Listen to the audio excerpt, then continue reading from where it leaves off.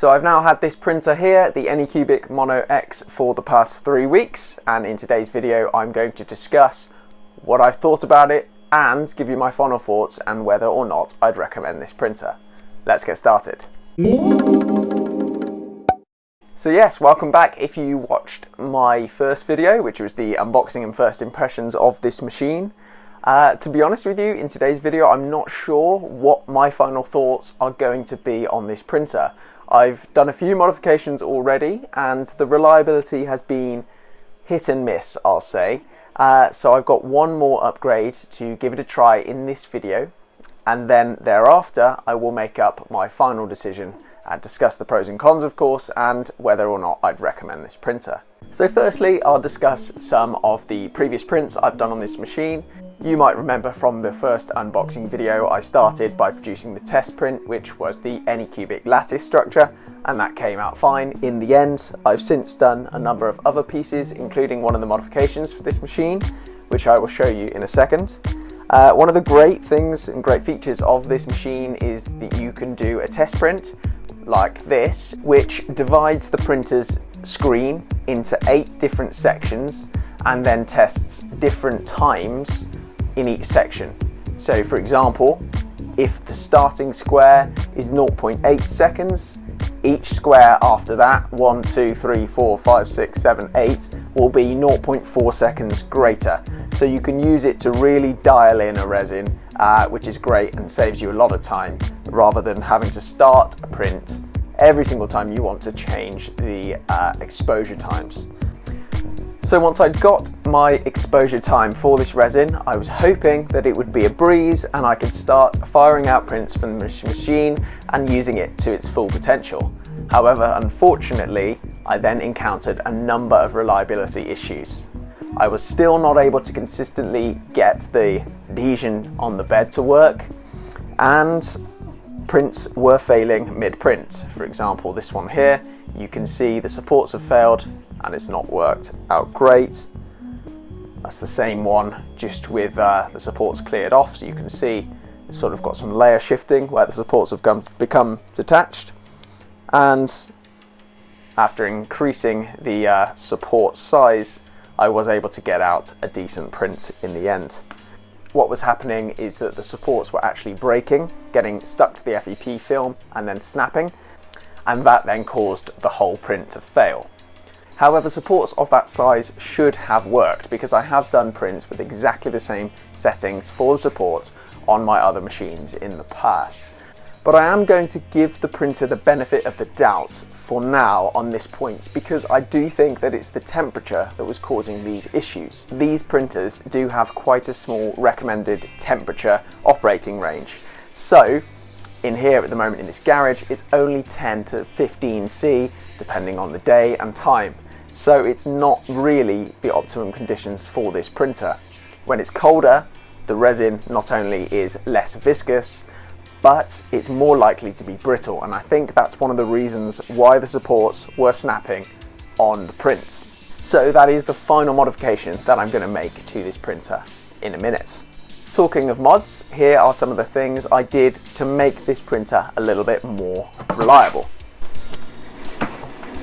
So if you watched the first video I did, which was the unboxing of this printer, then you'll know I wasn't happy about the wobble when you came to push this bed on.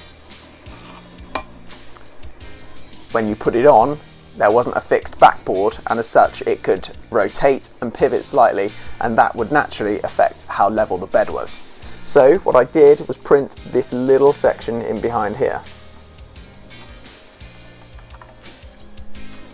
There we go.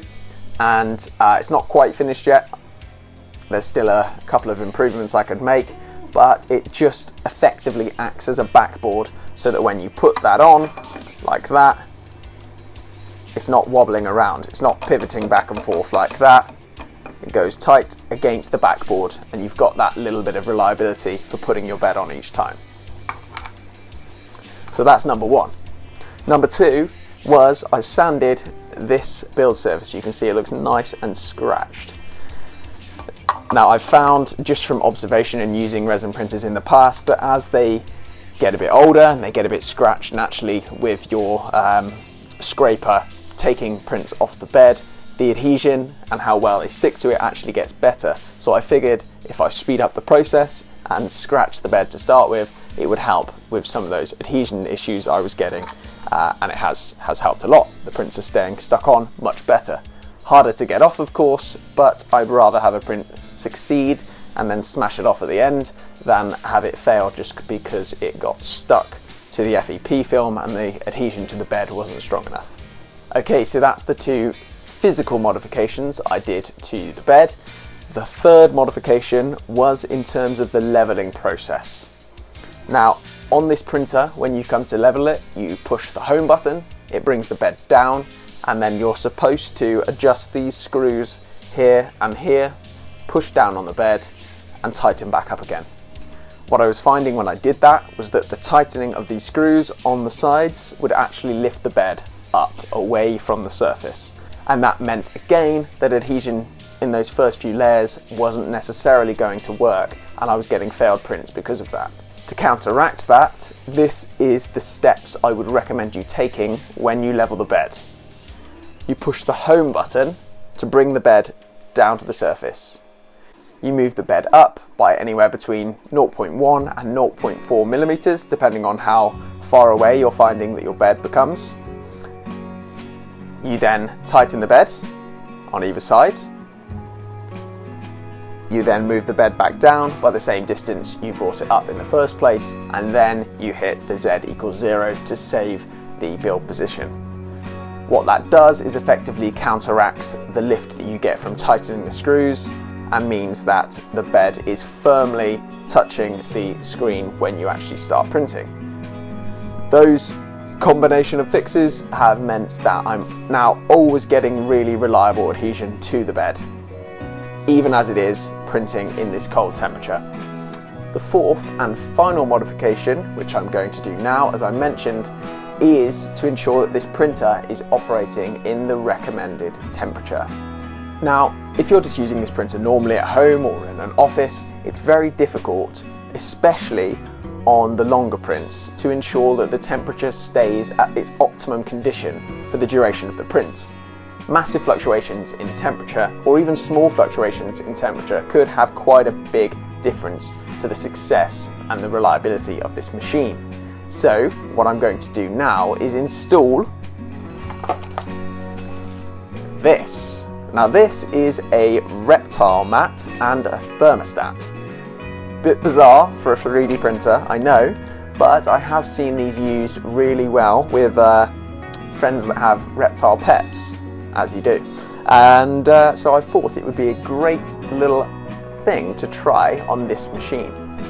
So I'm going to install this now by attaching this to the inside back of the printer, set it to 22 degrees, let it warm up a bit, and then smash on a final nice big print and see if this printer can handle it. If it does, get the thumbs up and I'll recommend it. If it doesn't, then I probably won't, but I will at least discuss the pros and cons. Let's give it a go, and yeah, I'll check back in later.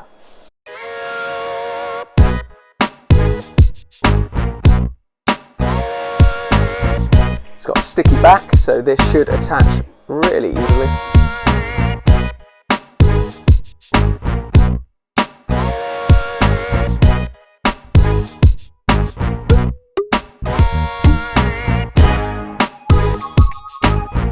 Here's the thermostat.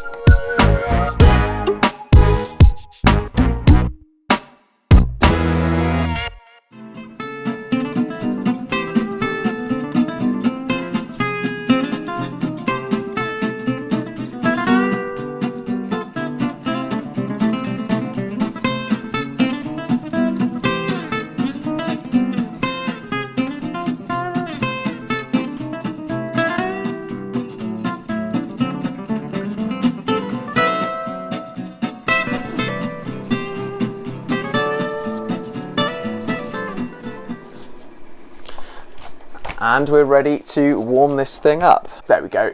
The thermostat accurately records the temperature, currently 13.5. Okay, so moment of truth. I'm about to unveil whether the print succeeded with these new reliability upgrades. It was a 9-hour, 20-minute print, and, drumroll please, it almost completed. So, similar to some of the prints I was showing before, there was some layer separation, and you know, that is not particularly uncommon with resin printers because of the large forces involved with the separation of the build plate away from the FEP film, and it's caused it to crack. You could argue that with thicker supports this would have worked, as it's mostly completed actually. It has gone quite well. This is the sort of greatest success, I suppose, in a way, that I've had with this machine so far. If I'll take it off the surface now so you can see.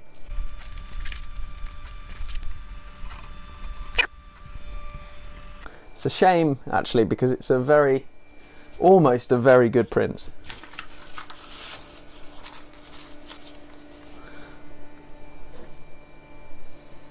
But you see there, mostly this print has been quite successful, and actually with a little bit of work I could salvage most of it, separate the base, and at least keep it.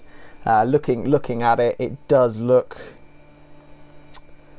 like there's been some failure with the supports, and that's potentially what's led to this separating here. And so for a large print of this size, it might have been worth increasing those supports just a little bit more. But as I said, I'd wait and see how this print came out before deciding on the final recommendation.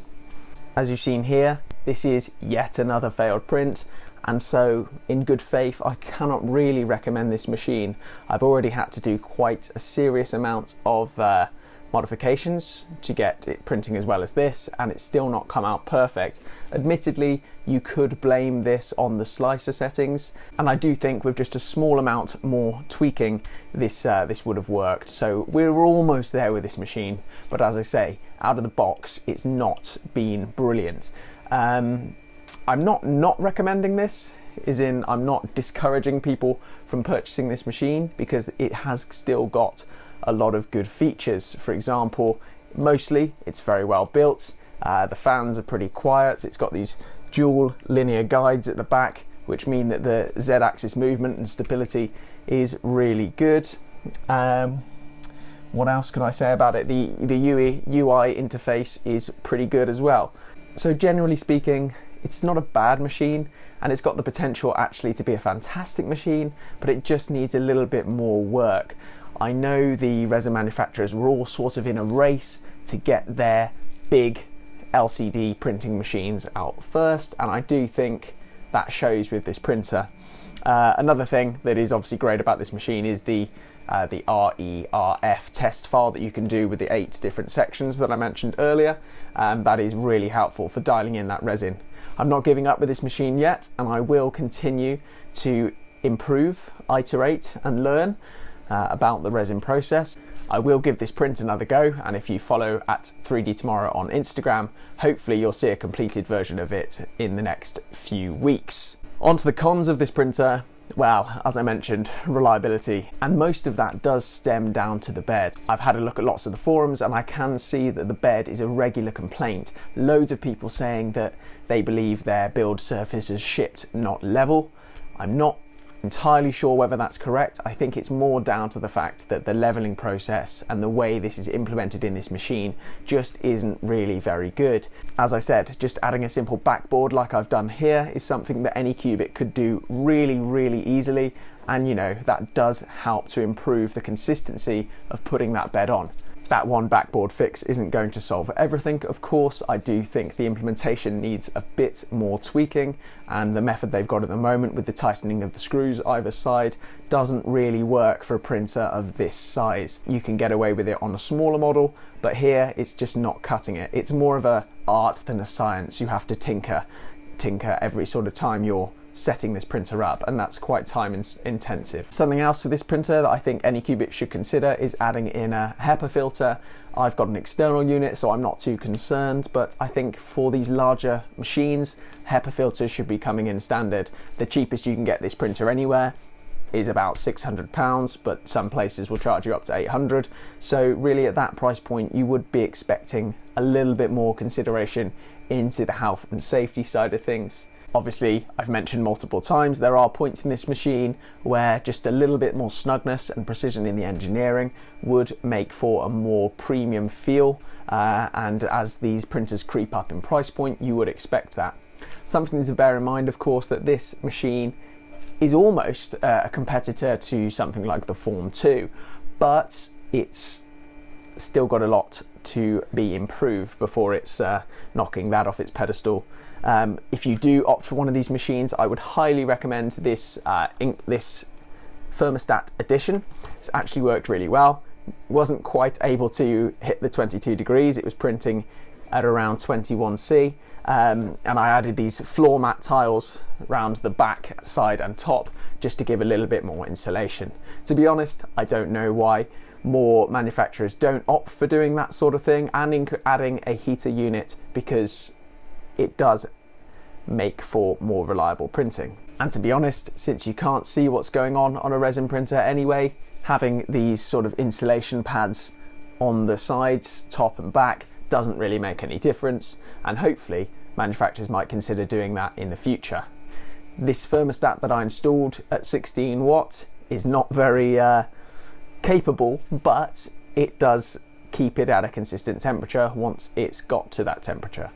And at 16 watts as well, it doesn't use very much power. If you left this on for 24 hours straight, it would probably cost in the region of 8 or 9 pence, depending on your electricity tariff. Finally, I just want to mention the slicer software. Anycubic does have one for this. It's called Photon Workshop. However, I would recommend Shitubox. They've now added in the settings for the Mono X in their latest release, so I would definitely recommend Shitubox as the go-to slicer for this printer.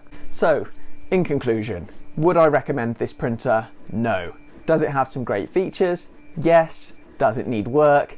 Yes. If you do buy one, I would recommend installing the thermostat to give you more consistent, reliable results. I would also recommend installing some sort of insulation around the side to make it work better. I'd also recommend adding the backboard, and I will put the link to that file up shortly in the description or comments. But realistically, in the next release, I'm hoping that Anycubic and the other players in this resin game will start to bring some of these things out. For these larger printers, you do want reliability. That is key, because if a print like this goes wrong and you're using expensive resin, that's a lot of money down the drain, and time, which is even more expensive. Of course, if you're paying anywhere in the region of £1,000 for a printer, you do start to want more of those premium features. You can get away with it when you're paying £100 to £200 for the smaller models, but you know, £800, £900, £1,000, you're going to start expecting heaters as standard. You're going to start expecting an easy leveling process, and at the moment, that's just not quite there.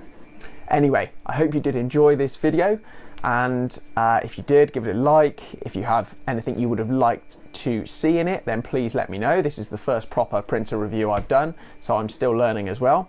Yeah, do subscribe, and I will see you next time. Cheers.